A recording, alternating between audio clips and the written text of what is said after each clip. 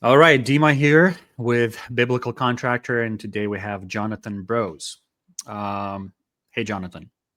My man, how are you, Dima? Excited to be here. I am better than I deserve. Doing well. Thank you for joining. This is our second episode, and we have a few more people who already booked. I think another 4 or 5 who are already in the pipeline to do an interview with.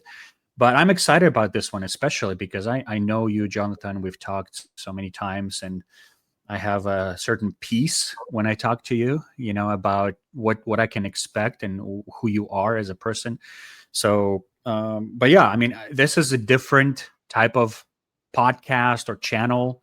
I'm not a podcaster in a traditional sense, but this is specifically to bring Bible back to the mainstream contractor world. I don't know how successful we'll be, but the idea is to find more mature, experienced believers in the contractor world and just give them a platform. And sometimes they already had platform in the past. Sometimes they never did.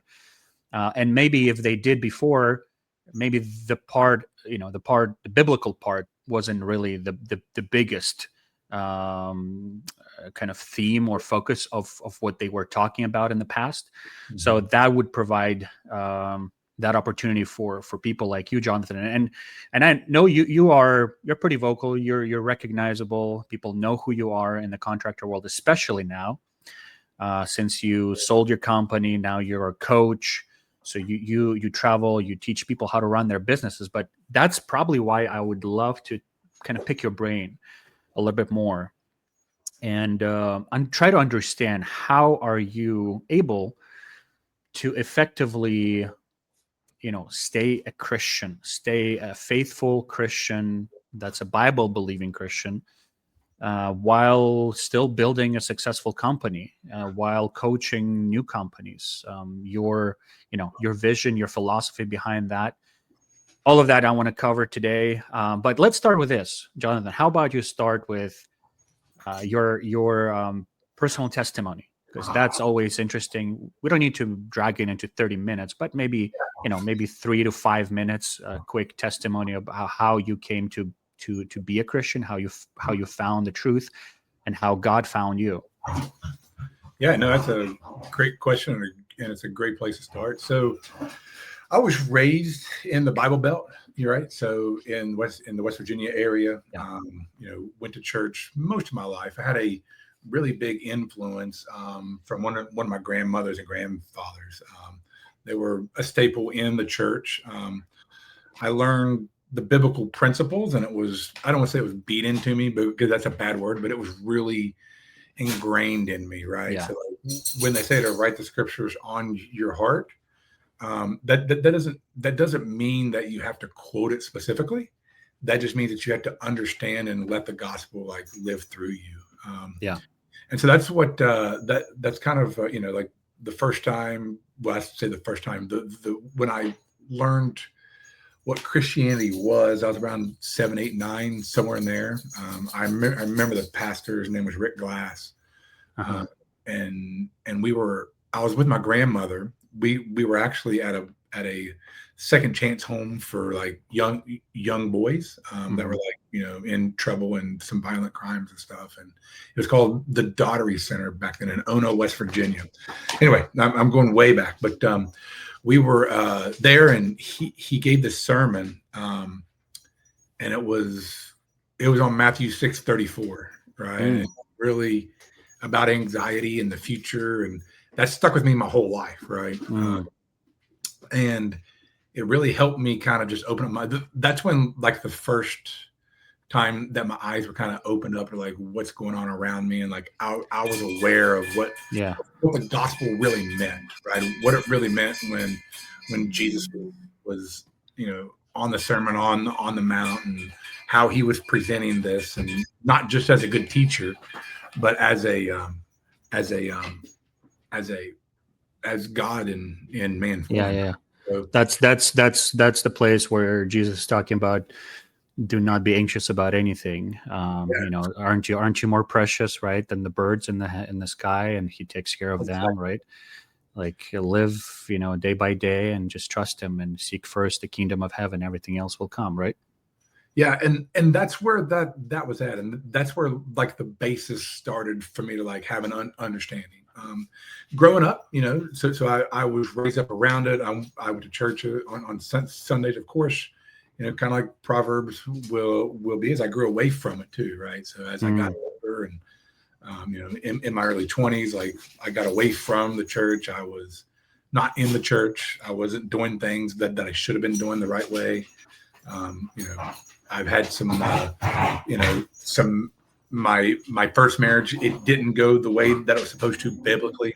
And I learned a lot from that. And it's nice now to look back, right? Yeah. I don't look back too much, but I look back and I can pick up the pieces. It was like I had a choice at that moment.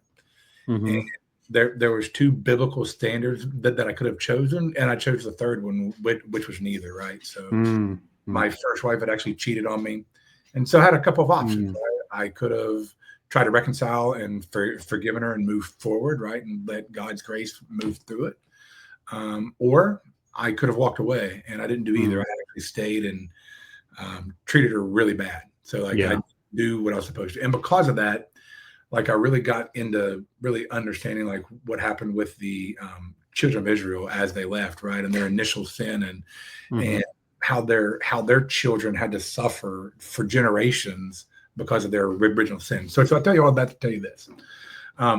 My real like understanding was around 2009, right? So like I'm talking like, I started in church in like the 80s. How old are you at this point? I'm 45. Yeah. But when you 29. Yeah, so you're saying that's the first time when you really understood the gospel. Is that good summary? I really had it like all the words came back to me and was like literally inscribed on my heart, and that's when I really felt that I learned to have that close walk with Christ. That's when I felt it. Is this when you think you were saved? I would say if we use the word saved, yes. Like let's use more biblical word in terms of experience. Born again, right? That's when I was born again. Yeah. So that's what Jesus is talking about to John 3. To Nicodemus, like you must be born again, and that's what your experience was around there. Not every person can put a finger specifically. It's sometimes you have it, but you don't know when it happened. It's always better to have it than not know about it, or not at least know when it happened. You will know that you have it. So 29, right? That's when you think God kind of turned your heart to Himself. I think that, yes. So if we think about plowing my heart all those years, but I never allowed the seed to flourish. I never fertilized it. I never watered it. I never did the things that I was supposed to have been doing. So I would say that would have been the transformation of me taking off the old robe and putting on a new. Again, it doesn't clean you up instantly, right? And so like one of the pastors, that's he's a great guy. Actually, I'm going back to Kentucky this weekend, and I'm going to go to church there. He's my pastor, is what I say, right? He's still my pastor. Nice. He's the guy that brought me through a lot. But like understanding that, like taking off that old robe and putting on a new, it's like I didn't stop cussing, drinking, smoking, which never smoked, but that's not what it was about at the moment. Right. It was like I learned at that moment is like I just got to get closer to the cross. Yeah. And as I got closer to the cross and I focused on those things, then all these other things just started falling off. Right. I had to clean up and then go. It was I went and then things started to leave my life because I have those desires anymore. Yeah. I mean, that's such a good point as to how to fight sin in your life, specifically focused on desires, because sin is always about desires, and it's always about transformed desires. Kind of like we talked yesterday about with Ben. We talked about Romans 12, renewing of your mind, where you kind of wash yourself in the truth, and with that comes new tastes and new desires that overpower the old ones, and that's how you get rid of sin. You don't start with being righteous and you come to God, you come to him as is, but he Right. loves you too much to leave you as is because he offers you so much better Well, himself. and that's when I really was immersed in the Galatians side, like in chapter 5, when you get into more of like the works of the flesh versus the fruit of the spirit. Right. So, yes, we have a measurement tool now, right? And then if you think about it in verse 25, when it's like, if we live in the spirit, let's also walk in the spirit. Right. So that's when it became alive, I would say. Like I started to understand that specific rendition of it, if you will, of like, okay, so now that I have this newness, and I don't want to call it an awakening because it really wasn't bad, because I had already known it around me, but I never really truly accepted it as like, this is me. So it gives you freedom to have that discipline to give it up and become, and this is a taboo word occasionally, but to become as, within like the indentured servant too, right? It's actually freeing to fall up under the order of Christ. And people don't really think of it that way. It's like, it's a God of love, it's a God of this, but really love is the correction of things too. And like understanding that when we have this correction, it's because it's the work of the flesh that we're trying to get out of it. But the spirit that's living in us and through us, it takes time, right? So I think that's one thing to new Christians is that, the devil wants to play that game of like, hey, you turned your life over, but look at you still. You're still scrolling Instagram and looking at this girl, or you're still doing whatever it is in today's society. But that's not really how it works. It's like you're literally you're working through it, and you're trying to get into the fruit of the spirit, and you're trying to walk within the spirit. Right. And it does take time, but I do think that there's a renewing of your mind. Right. That's why when Paul really talks about being on the milk of the word compared to the meat of the word, right. When you're on the milk, man, like you're going to get hit with a lot, and it takes a long time to grow in your discipleship of somebody discipling you. So. It's it reminds me Ephesians 4:22, 24. Put off the old self, which belongs to your former manner of life and is corrupt through deceitful desires. And then be renewed in the spirit of your mind, and then put on the new self, created after the likeness of God in true righteousness and holiness. So there is this intentional kind of choice and process of putting off the old self, which is really the habits, the desires, the thinking patterns, right? And then you cannot just put on the new behavior until you actually renew your mind. That's why it says to be renewed in the spirit of your minds. So, and that is impossible to do without biblical church and your own personal walk with the Lord and studying of the scripture. Can you maybe walk me through your experience about how the Bible was kind of cleaning that old thinking patterns in your life, or like any highlights from that? I think that to kind of go just a step further with what you were saying, I think it's down in 25, 26, somewhere there in 27, where it's like, is to be angry and not sin. So I think us as men, as we do have this anger issue at times, and sometimes it's a righteous anger or a rightful anger. But I think that's the one thing that, like, if you keep reading down in that too, is like, and don't let the sun set on your anger to give the devil an opportunity. And so so I think that's really kind of where it came from, is like in Ephesians 4, it's very prescriptive of like how to take off the old and put on a new, right? Because now you're going to deal with this anger, because the devil doesn't make it easier. He makes it harder, because you're no longer part of his army. And so the things that I would have to do is I immersed myself. I'll be honest, like, because when you're in that young stage of really Christendom, if you will, and learning to be a Christian, follower, I immersed myself in Psalm 37 and 73. And one's David, one's Asaph. But when you really think about it, it's like, like why are these good things happening to the bad people around me? I'm supposed to get all this inheritance of all this stuff. When you get into Psalm 37 is beautiful, but Psalm 73, when you get down into like verse 16 to 22, like to give you the text of it, but like, and I could probably pull it up, but like the thing that helped me be a better Christian and to really follow the cross, what he says. And then I Yeah. walked to the tabernacle of God, and I Mhm. realized, well, he said, I discerned therein, but then he said, and then I realized I was a beast before you. Mm. He's talking about like, how am I, like, woe is me? Why am I allowed to complain because of the life that is in front of me? If Yeah. Christ called me to go do this, if God has put this into my path to go do, I have to just go do it and not complain. Yeah. And so it took the complaining out of me quickly, right? By immersing myself, because, I was going through some rough things, right? I'd been through a couple marriages. I had some issues with ex-wives and my kids, and like, you have all these things that you're going through.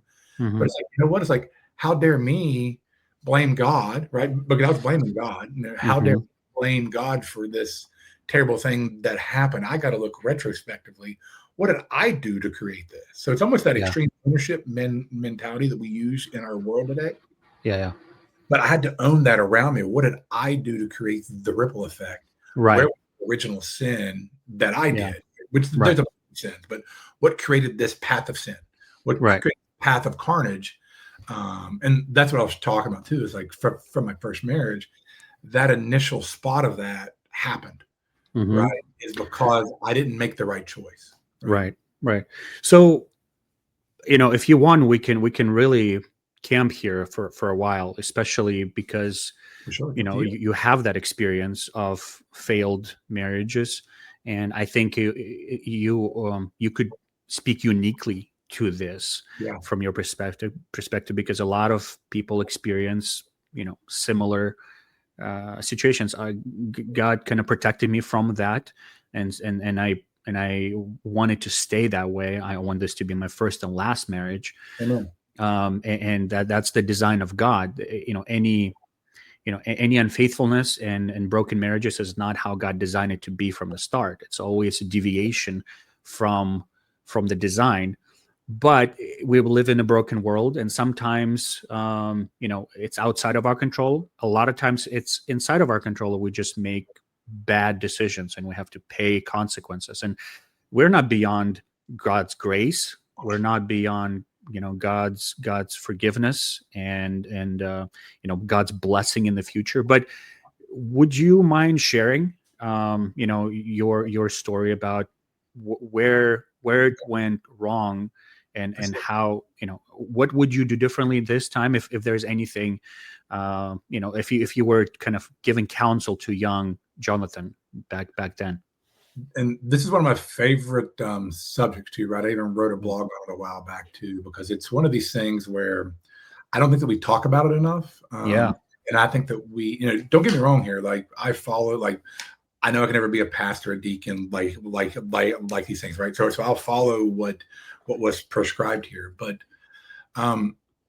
if you're open to it, I'll go through what I usually share whenever I'm in these ministries, if you will. I believe that God called me into this part of the ministry to help men know that they should stay in those marriages, right? Or make the right decision to not ever have to be in that situation.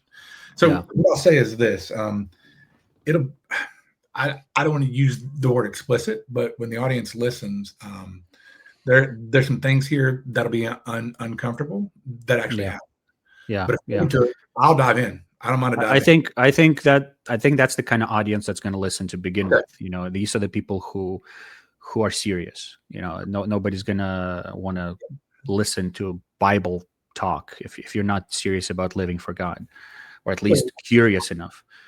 I will preface with this and say that I don't think that we go through all this stuff just to go through all this stuff. I don't think that I do know and have the faith that there is a God. He is faith, and he is just, and he is righteous. And learning from my sins doesn't mean I don't continue to sin in other ways, right? Because I'm not perfect.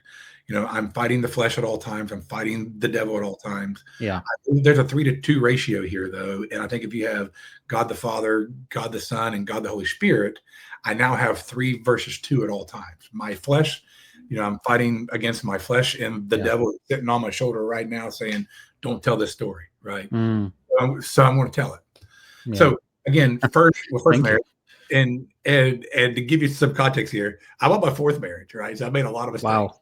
Okay. Wow. Okay. But I've been together with my wife, and in 3 days is our anniversary, and it's our 11-year anniversary. And 11. Okay. For 13 years. So So you've been married for 11 years for your wife number 4. Yeah. And I would say 11 that years. Okay. we were both led to the same place. And to give you some background on my current wife, her husband, he's deceased, and she became a widow.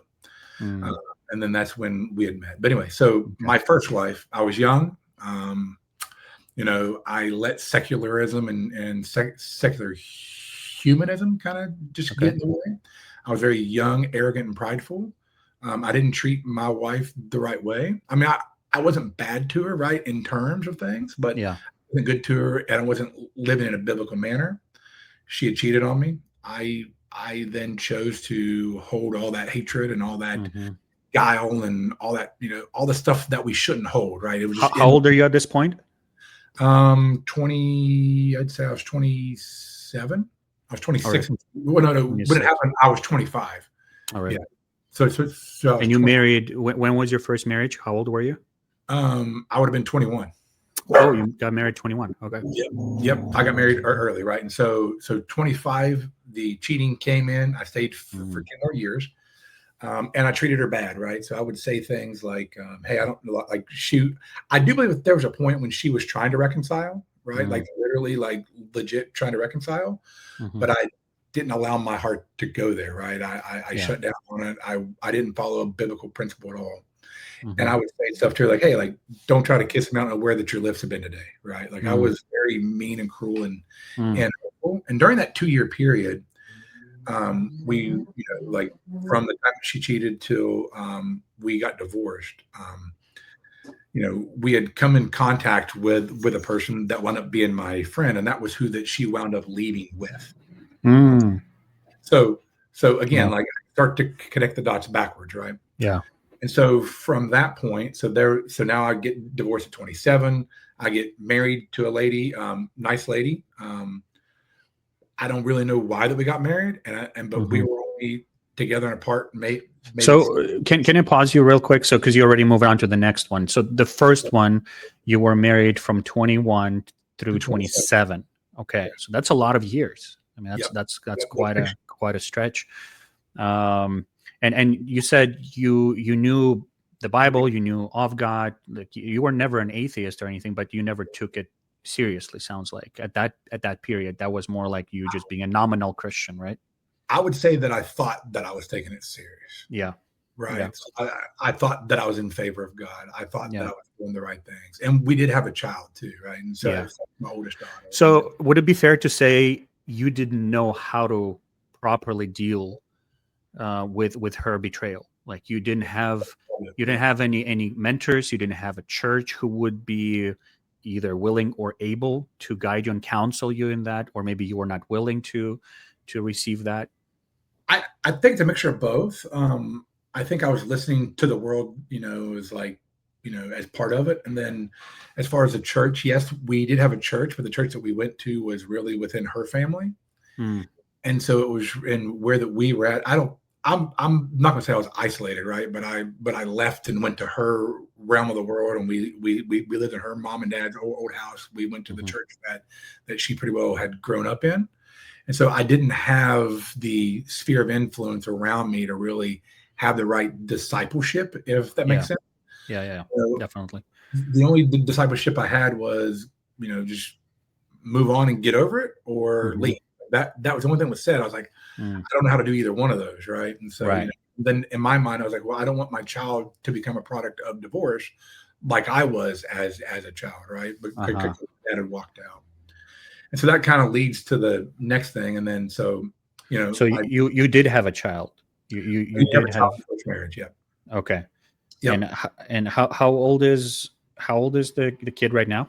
So she was born in 2001 as well. So so I got married in 2000 because she was born in 2001. So she's 25 now. Yeah. All right. And you still have contact with her or not? I don't. That'll be part of the story. Right. So, Okay. Okay. yeah, All right. yeah, I just want to know a little bit more, like what was going through your mind? What were the influences? Because that all plays a role. I agree. Would you say if you did have wise counsel, the Bible around you, and maybe wise, mature leaders in the church, this would have resolved differently?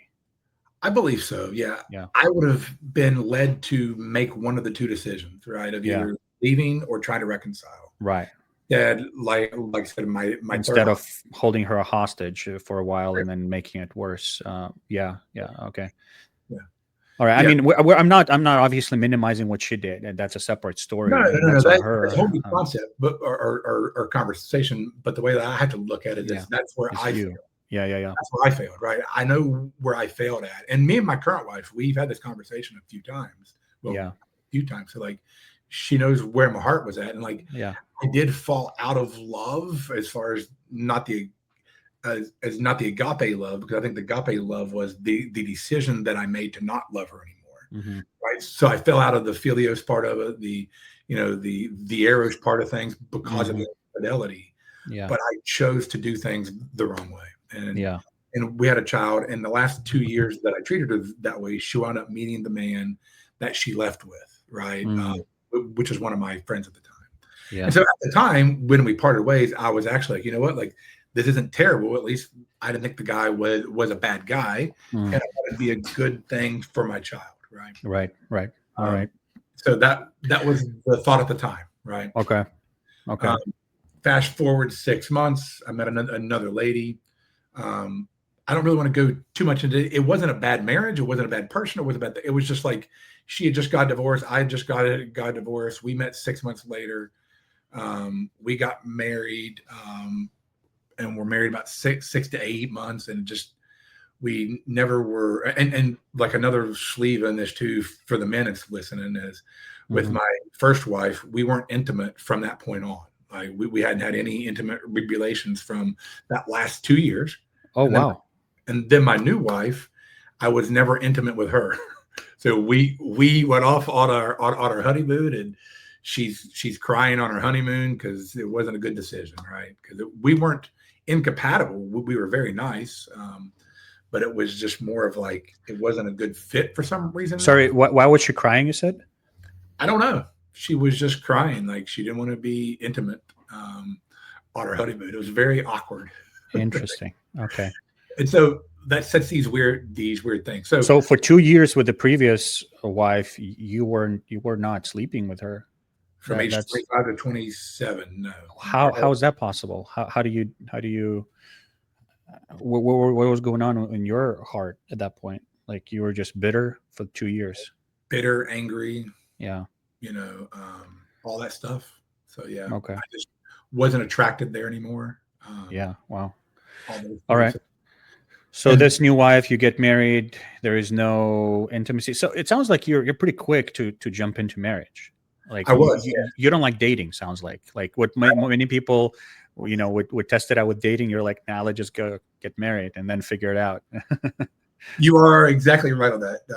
That's what was happening at that time of my life. And so I would say that we never consummated with the marriage. So maybe it really wasn't a marriage, but it was legally, right? So we lived together and all those things. Yeah. We decided that, it was 13 to 15 months in, we were separated, divorced, moved on. Yeah. So to add more color and context. So to your point, now I'm 3 years and three months without being with a woman.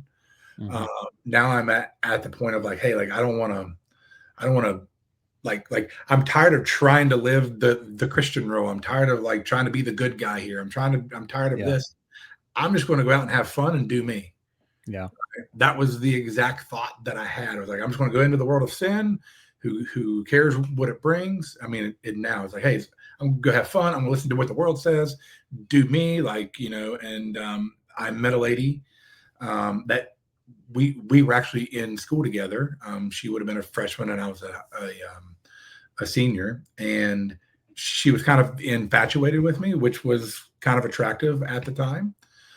But it was supposed to be a one-night stand, right? And it was like a one-night stand thing. I was really just fornicating, and that was really what it was going to be. I woke up the next morning, and she was going through my phone like, "Hey, you can't call this person anymore. This. So, hey, like, we just met. Like, I could put an Eminem line that I would say, "Hey, we just met last night, and I already slept with you." Right?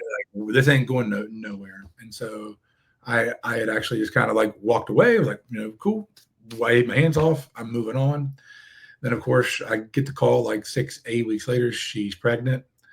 And now it's weight of it again. It's like, oh my goodness. Now what do I do? Wow. So, so what do you do in that situation? So, like, you know what? Like, I was raised right. I'm supposed to do the right thing. Do I go and I try to make her an honorable with a decision out of this? So then that's when I decided that I was going to try to marry her and try to make it work.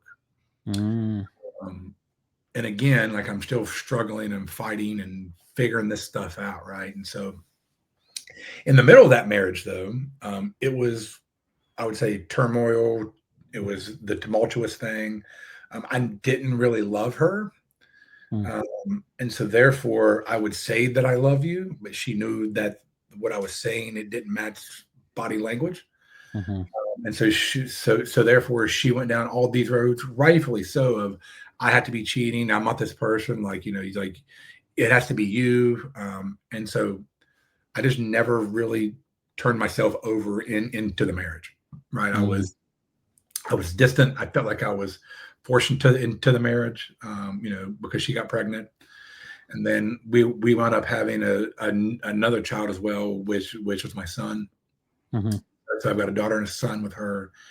And the entire marriage was very, very, very toxic, I would say, because I didn't give myself, right. So that's my part in it. I was lying to her in the fact of saying that I loved her when I didn't. Right. I never really lied to her. I never cheated on her. I never beat her. I never did any of the bad things that you would say, but I never gave myself to the marriage. Yeah. Do you, sorry to interrupt here, but I think it's appropriate. Do you feel like love is a choice or love is a feeling? Like, I just want to kind of clarify here. Do you think it's something that's outside of you, something you don't control, or something you can cultivate and mature into? It is 100% a choice. So that's what when I say agape love, is that you have to wake up every day, whether I feel it or not, and choose to love my wife today. Right.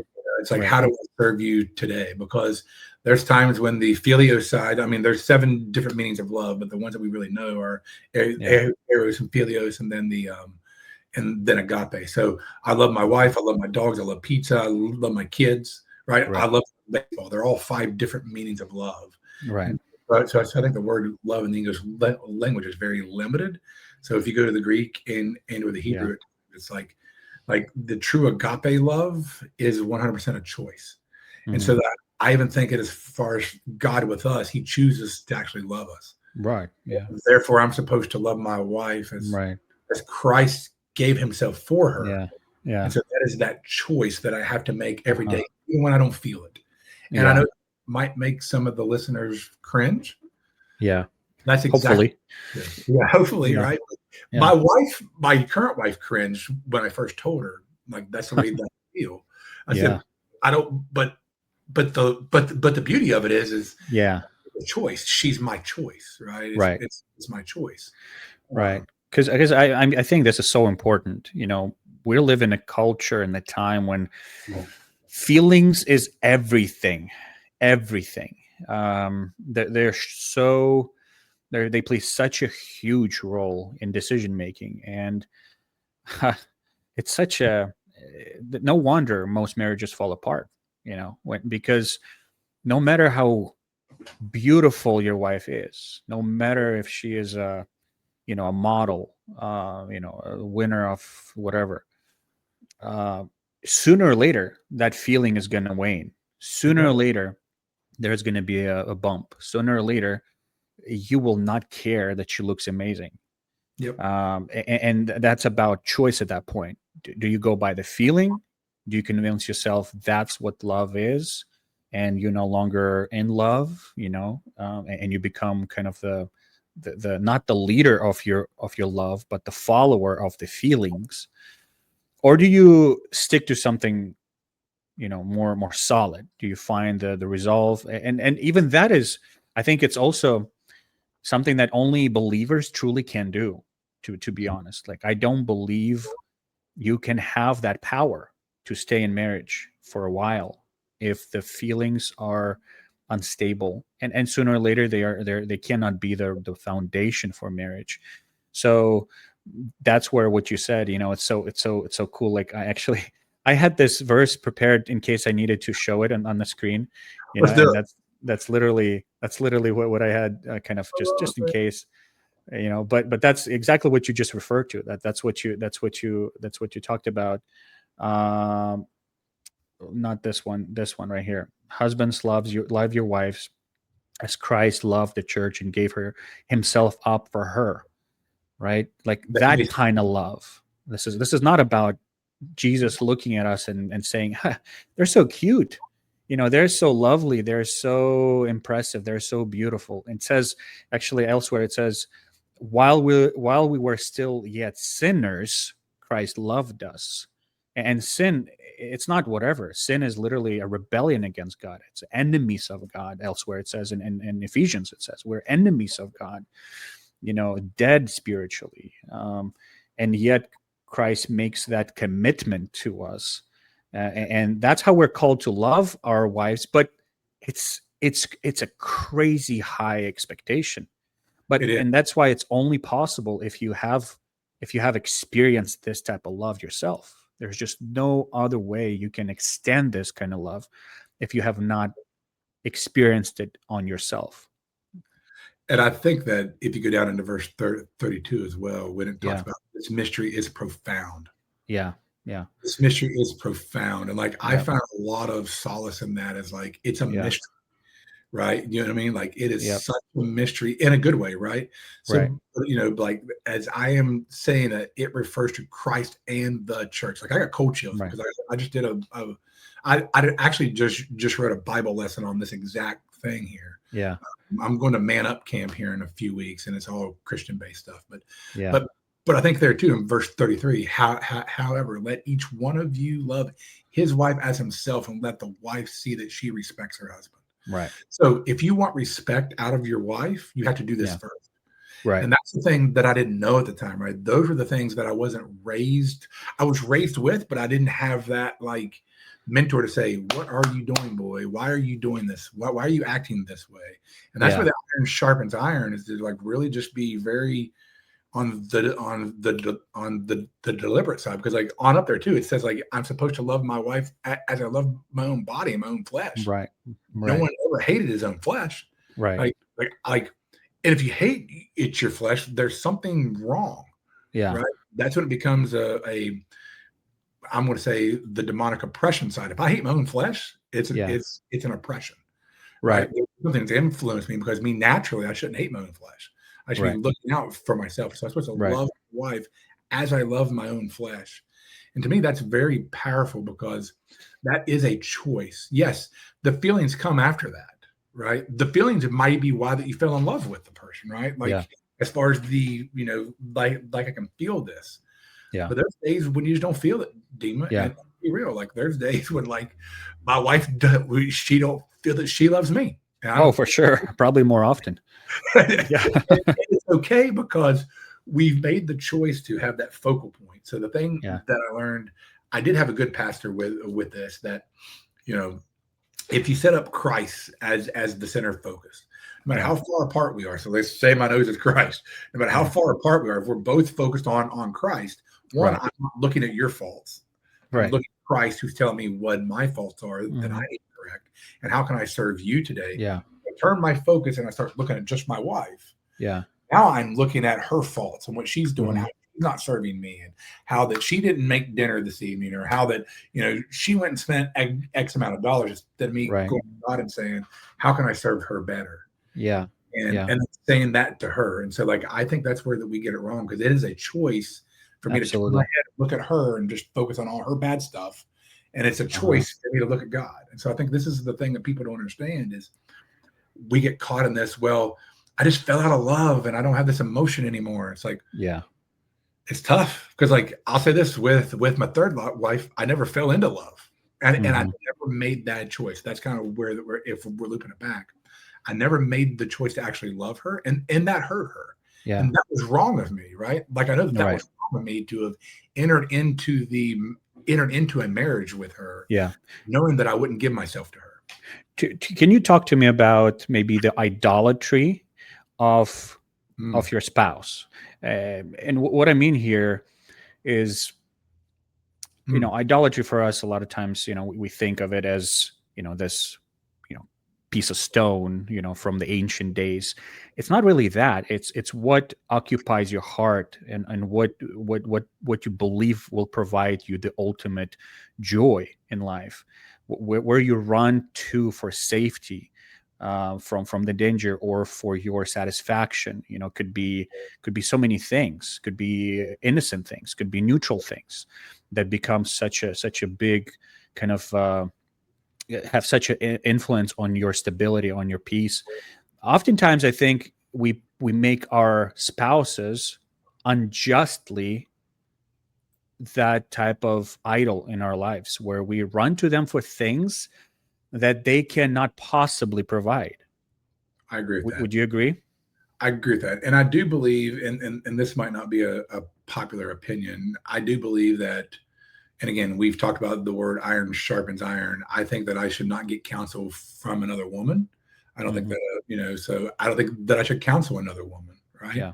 I think that men should be talking to each other about problems, and Yeah. women should be counseling each other there. In the same light, yes, I listen to my wife and I love her, and she gives me a lot of good things, right? Because, like, she sees, so we are totally opposite about even personality and how we approach things. Hmm. So, which is a good thing, because now together we can make a good decision. But I don't bring to her things that I need counsel on from a man's perspective. Right. Right. Because one, I don't want her to lose confidence in me, because Right. I'm supposed to be leading. But I have to go find that person to help disciple me through this situation, to have good discernment. And I think Yeah. that's true with, I don't counsel her either, right? Yeah. We do talk about it biblically, and we say, listen, like, well, let's break out the word. Yeah. What does it say?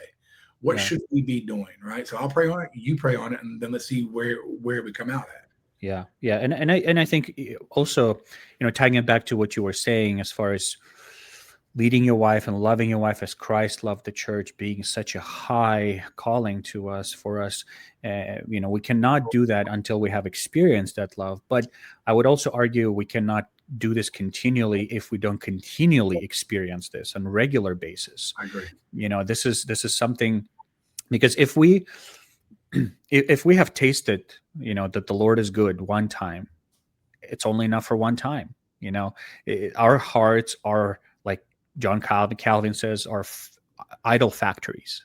Our Mhm. hearts are idol factories. Like, we continually look for things to love and cling to and seek refuge in, and to satisfy us. And very often, our wives or our husbands become that source in our mind. We Or think, or it could be our man, kid. I need it from her. I need her respect. I need her admiration. I need it. I need it. I need it. And although it's important to have that, it's a goal to pursue. It's a good desire, but sometimes unknowingly becomes that idol that we cannot control, that completely dominates our desires, becomes that lust, that uncontrollable desire, that sinful desire that totally controls us. And it reminds me, I love this passage in Psalms. Again, Psalms is my favorite book, actually, in the Bible, but Psalm 16 is one of my favorite. I usually use this passage to wish birthday wishes to people who have birthdays, specifically verse 11 here. It says, "You make known to me the path of life. In your presence there is fullness of joy. At your right hand are pleasures forevermore." Hmm. And man, this is such a reminder that, we all have that need. We all have that, you know, um, emptiness in our heart every day that we need to fill. And not fullness of joy is not at your wife's or husband's side, not at their right hand. Like, they will not provide you what only God can provide you.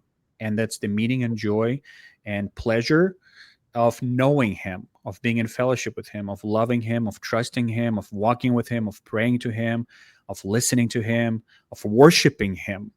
That is what provides such a, such a great release for my own heart, than to love and give, and share, versus demanding it.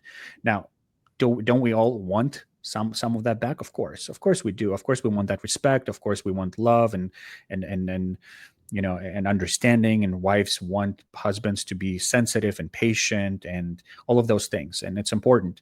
Right. But if you don't have the foundation, very soon your spouse becomes that idol, and you expect things that they cannot possibly provide for you.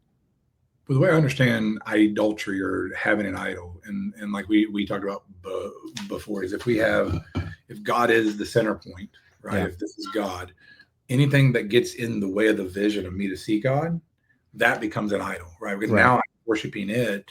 And the fact of it, again, it could be your wife, it could be money, it could be a ball team, it could be your dogs, right? I mean, people could think that worship my dogs. I've got a picture of them. I can see why they think that sometimes. Right. But like, the idol could be anything that is in the way of your connection to God. And so that's the way I've always looked at idolatry thing. And I think too, when something kind of came to mind too, is when we think about Paul in 2 Corinthians, I think it's in chapter 12, when he talks about like the thorn in the flesh.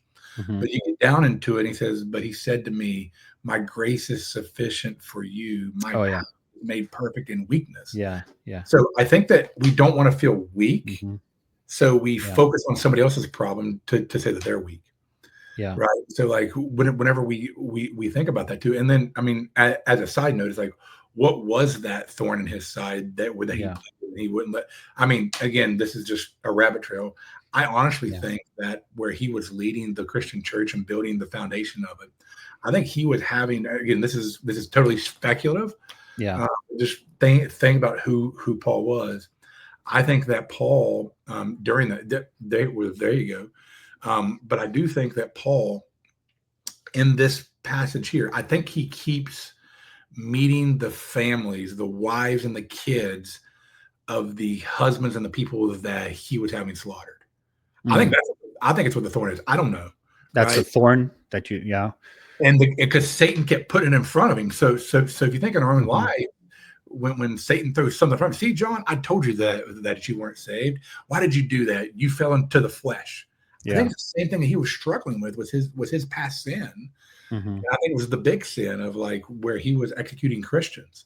And I think he had to run into these people. Now he's trying to lead these churches with these churches and people. And something to think about, and this is an unpopular opinion too, but you think about how powerful God is in taking broken people and making them, use in his kingdom. Paul is a modern day with the Dylan Roof kid. Imagine him going into a church, sacrificing people, coming back 5 years later, and then he's preaching to them. Right. The foundation of the church. To me, like when you think about, and I don't want to go on the political side, but what Erica Kirk said and did, that I forgive you. Yeah. Wow, dude, I got cold chills right now, because that is exactly what that church had to do with Paul. Yeah. So I think he was facing every time that he saw that messenger from Satan saying, what you did. And so, like, to me, forgiveness gets in the way of forgiveness thing. Anyway, that's its own story. I think to go back to what you were talking about, I think we get weak, and then we find something else to put in that God-shaped hole in our heart. And that becomes the weakness or the addiction. It can be addiction, drugs, sex, whatever it is, dogs, work. Like work can be an addiction, right? So anything put in between you and God, that is the idol. Right. I think we miss that so much, especially in our world, like mine and your world, because our worlds they cross a lot. Entrepreneurial world of always being at the front lines of entrepreneurship, of doing something that others don't, of finding solutions that nobody else has figured out. And that's awesome. I think that's the part of God's image in us, right? It's to be that, steward of His gifts and steward of His land and the garden that He gave us, right? The world that He told us to subdue and rule. But if you don't have priorities right, it can very easily take your, I call it the throne of your heart. It can easily take that throne of your heart, where that becomes your identity, and that's all it is.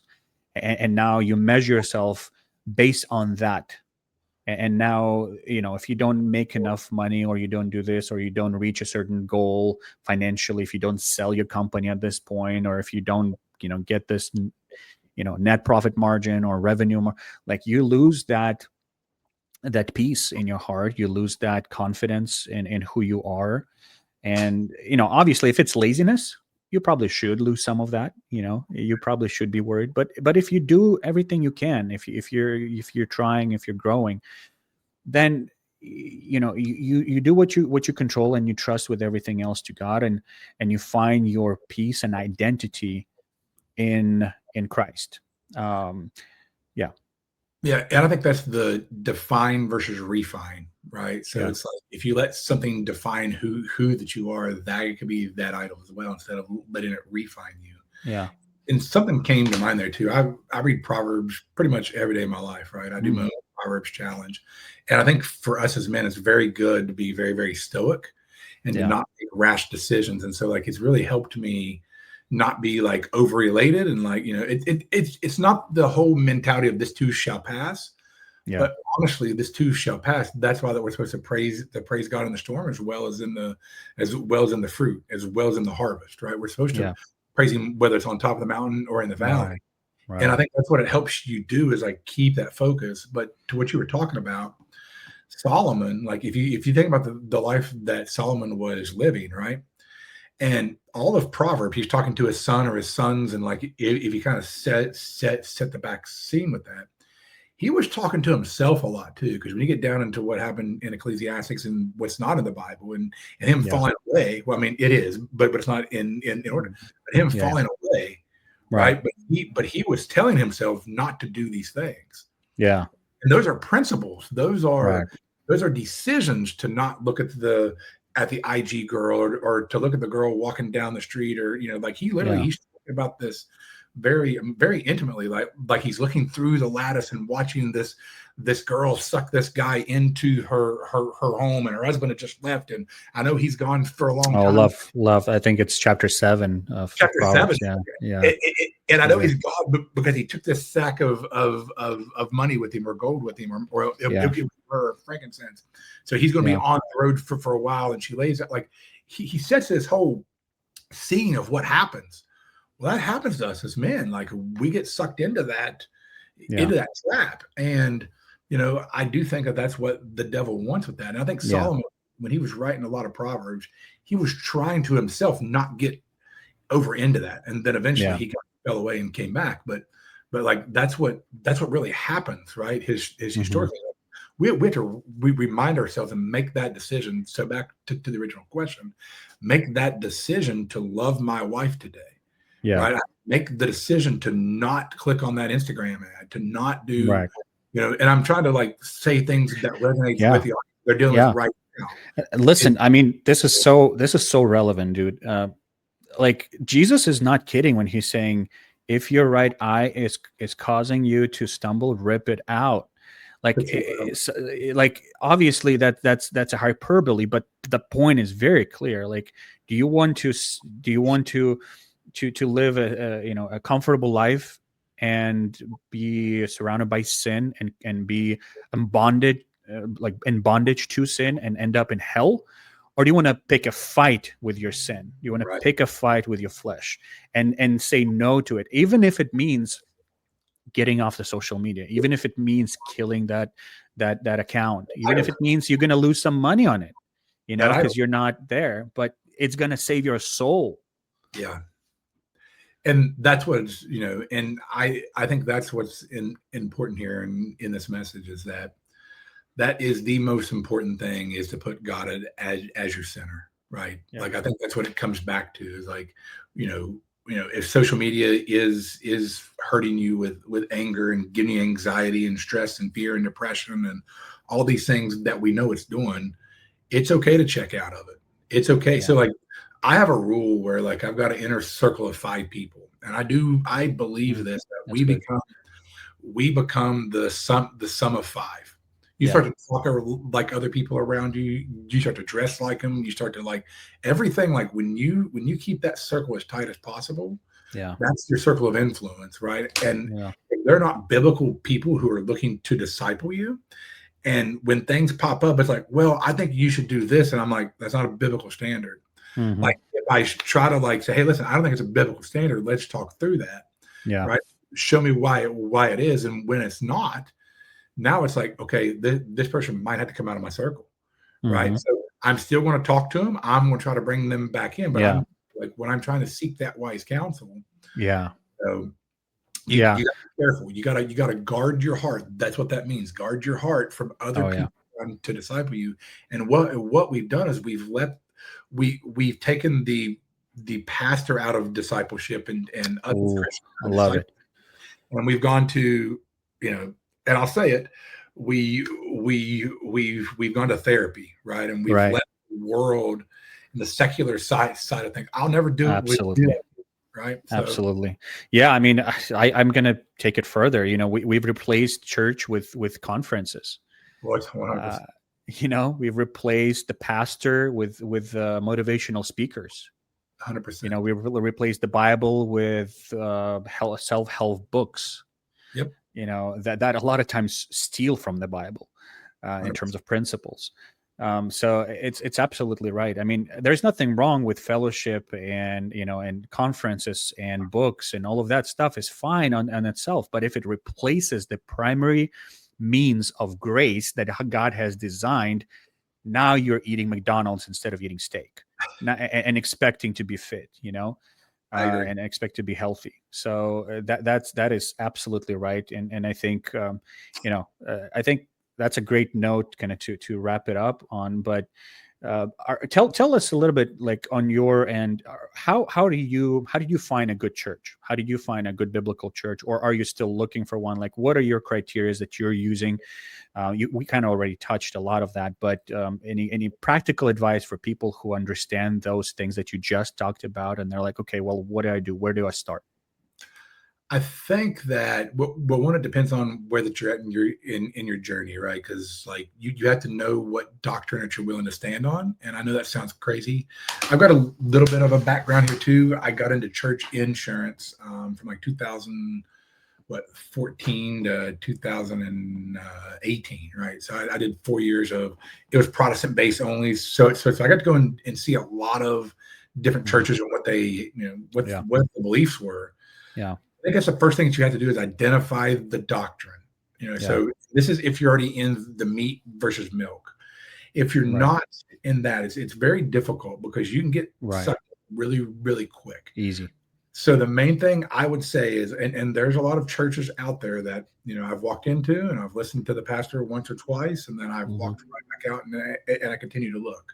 Yeah, it has to come from the Bible. That's it, right? I'm always skeptical, and I question everything. Yeah. If it's not a biblical, you should be the noble Berean that Paul is commending, questioning even himself. Question himself. You have to be questioning, like, is this doctrine the right thing? Am I listening? But because we do become indoctrinated, right? And that's where the term comes from. Is what is the doctrine?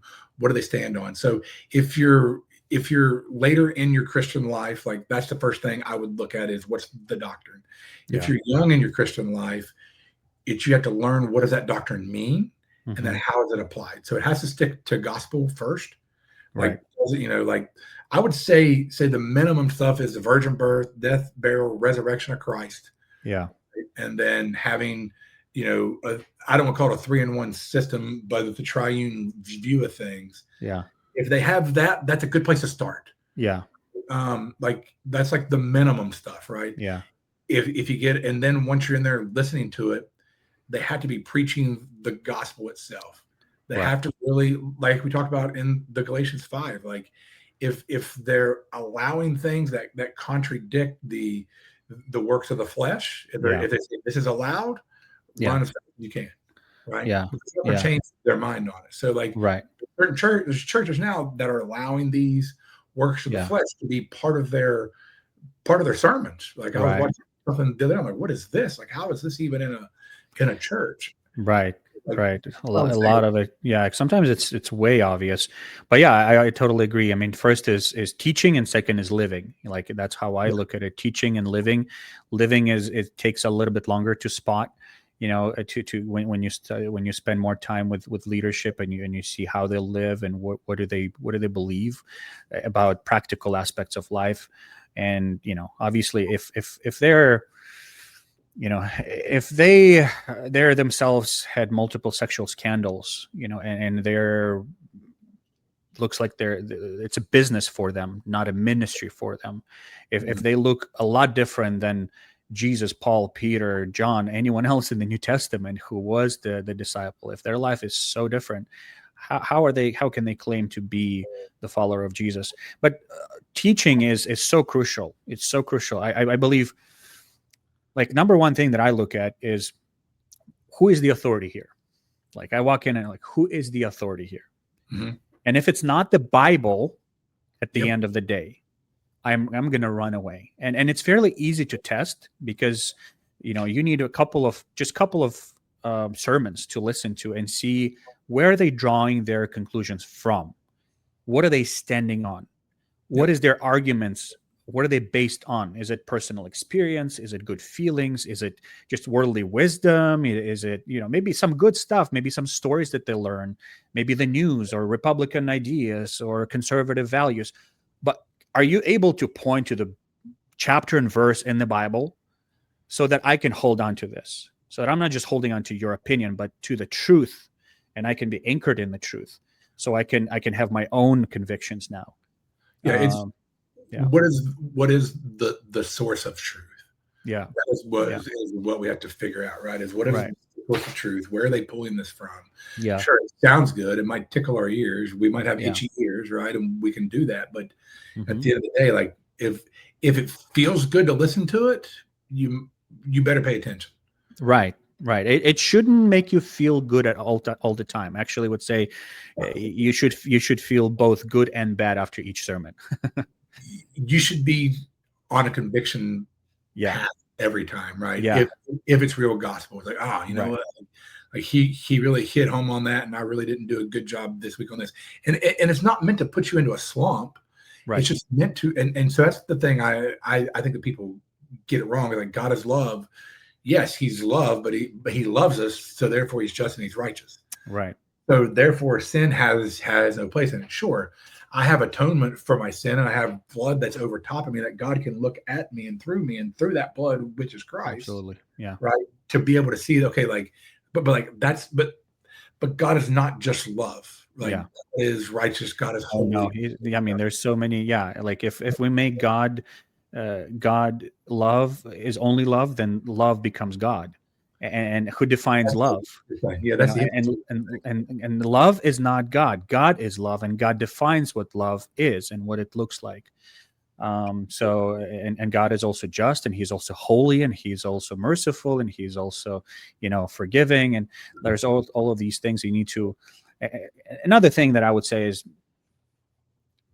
when your preacher is preaching, are they choosing and picking and choosing from the Bible, or are they just going to take this book as it is, as the authoritative word of God, and preach every verse on it? Do they just like pick their favorite things that support their ideas, or are they going to just submit to what the word says and just going to go through hard passages, easy passages, whatever it is, they're just going to tackle it and try to explain it based on the original intent of the author? Yeah, and I would say with that fact too is like, because I've seen some really good pastors preach on one verse, right, and that's the context of it, but they do a good job building around that verse, right? Because you have to have context, because sometimes if you read a verse, there's not context around it. So I would encourage everybody to always read everything around it, right? So listen to what the pastor's saying, write it down, write your notes. get your outline, but also then go back and like understand the author, who wrote it, how was it written, right? Because if you're reading on the historical narrative side of things, or historical, literature part, that's really what on the Genesis side is, right? It's historical literature. Like, it's not really the same thing as like eyewitness accounts, right? So there's a little different way to look at things. So how is it written? Who is the author? Yeah, you interpret it according to the genre. According to the genre. And then, but I think that we don't do a good enough job in churches now is teaching the background of the actual author of that book. Right. I do that just because I want to know like what was going on, like Proverbs, what's going on in Solomon's life that he had to talk about this in this chapter. Right. Proverbs could have been written over a 30-year period. We don't even know, right? Exactly the actual timeline, but you can timeline a lot of it. But okay, so this is what was going on, right? And like, and if you think of Solomon himself, like he's the son of Bathsheba and David, right? And then you want to talk about like sin, like what did David do, right? He killed Bathsheba's husband and committed adultery and then married her, and then had Solomon. And so it's like, so I think of that as if I think about the pillars of our faith, right? And Christ, of course, is the fifth pillar or the pillar. But if you think about Abraham, Moses, David, and Paul, right? If you're listening and if you want to know if there's hope for you and that they're really, that this Christ thing is a real thing, Abraham sinned, right? He offered up his wife to Pharaoh, right? His wife Sarah to Pharaoh because of because he was in this turmoil. He didn't know what to do.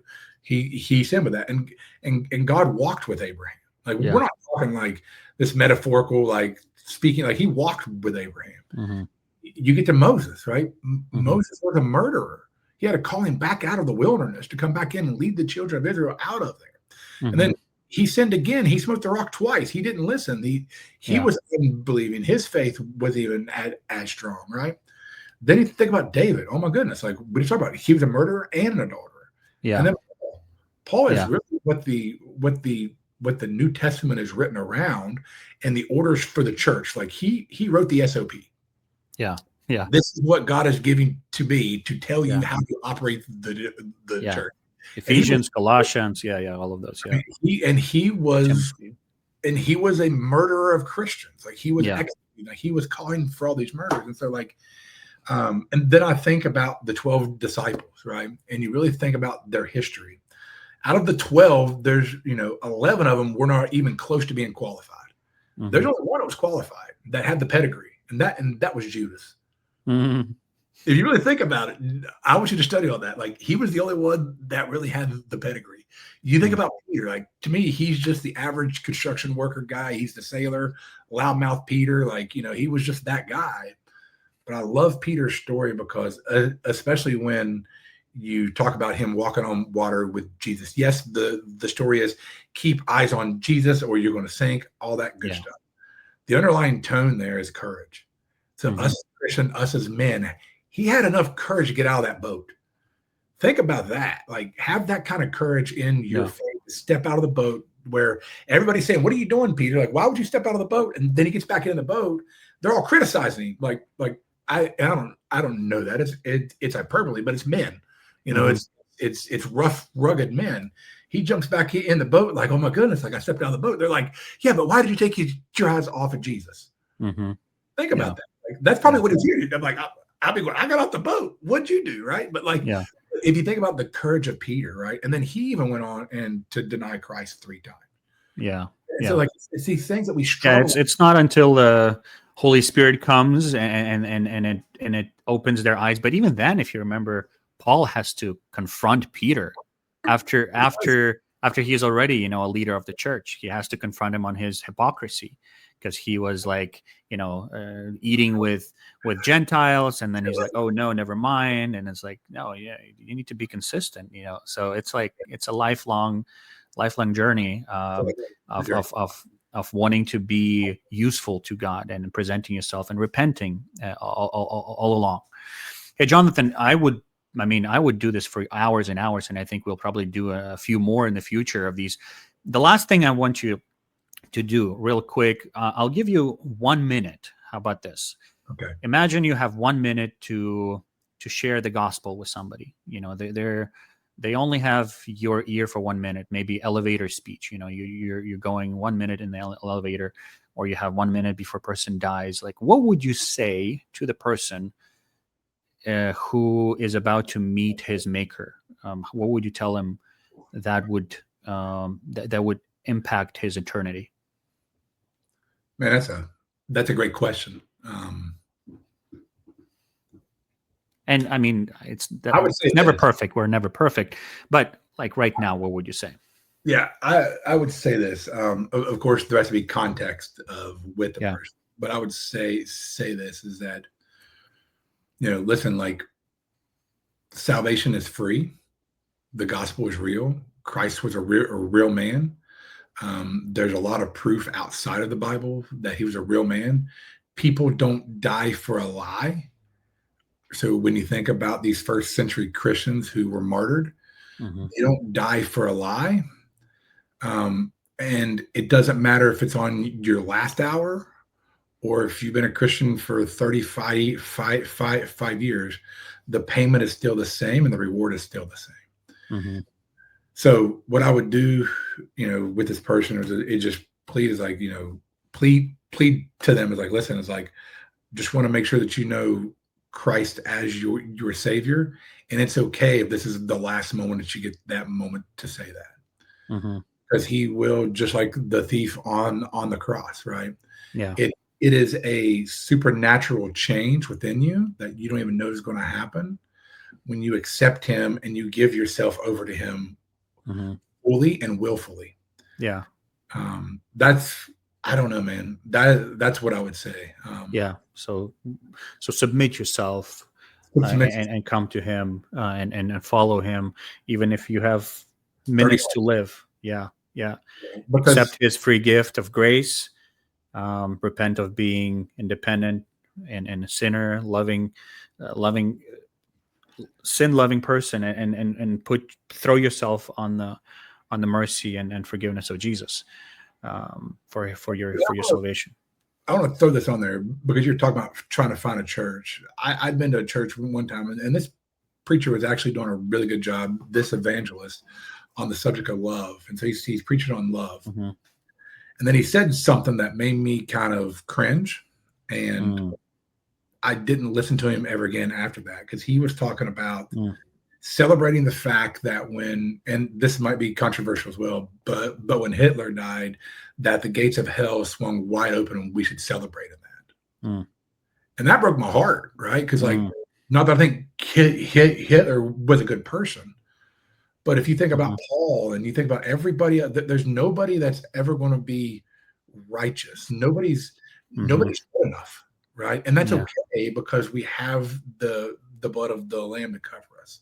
But it broke my heart for the fact of that, like, because the way that it is doesn't matter what you've done. It doesn't matter what sins that you've committed. It doesn't matter. It can be forgiven. And so that's what broke my heart about it, was like, not that like, we don't know where he went in his last minute, right? And I'm not an apologist for Hitler here, right? Yeah. But what I'm saying is that it doesn't matter if it's the most vile person you've ever thought of. Paul was just as vile or worse. Yeah. Right? Like, people that have been called to build our faith. I think there's something powerful in saying that you see these men who have done all these bad things that come into the faith, and like, they can tell you that darkness is real, right? And they understand that they walk in the light because they choose to walk in the light because they walked in darkness, and they don't want to go back there, know. And the way that I try to describe it to people with that is like, not that God is a window, but God in His Son, like the rays coming through a window. If I don't feel that, or it's dark in the room, or I'm in the wrong room. And if I don't feel His warmth and His love, it's because I move, not God. Yeah. I would say, I think there is a righteous celebration of justice. Also, I think there is, those are imprecatory psalms, even by David, who is calling on righteousness of God and justice of God, and even like the Lord's Prayer. let it be on earth like it is in heaven, which is it's perfect righteousness, perfect justice. There is no injustice. And I also see in the book of Revelation where God is establishing righteousness, where he is judging the world justly. So there's not going to be injustice. There's not going to be unanswered, violence that has not been punished. So the punishment is part of God's character, but we all deserve the punishment. That's the thing. And we're a lot closer to the worst sinner than we are to Jesus Christ. I agree. Meaning he is so unique and perfect that we are not in that league at all. Like, it's a completely different dimension, and we're a lot more, closer to the worst of the sinners, and because we all fall short of the glory of God. God's standard and God's glory, God's holiness is so high that we all deserve to die. And there are degrees of punishment, seems like, in hell for a variety of things that people do, but Jesus offers that unique way of salvation to everyone, and he is so powerful that he can cover multitude of sins. So that's, I'm also thinking about people, for example, in Ukraine, people who are suffering for years already, the deaths of their loved ones are right here, right now, unjustly being killed, children, husbands, wives. They are right to want justice, but you have to be careful with not letting that hatred poison your heart.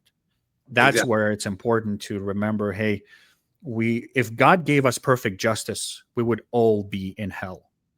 So there's only one way to deal with it, and it's to trust Jesus with it, accept his mercy, and preach that mercy to others. And when the justice is established, we will all praise him for that too. Yes. Awesome. No, I agree. Jonathan, thank you so much for your time, brother. It was a treat. It was amazing. And I'm looking forward to another one in the future. Appreciate it, man. This was good.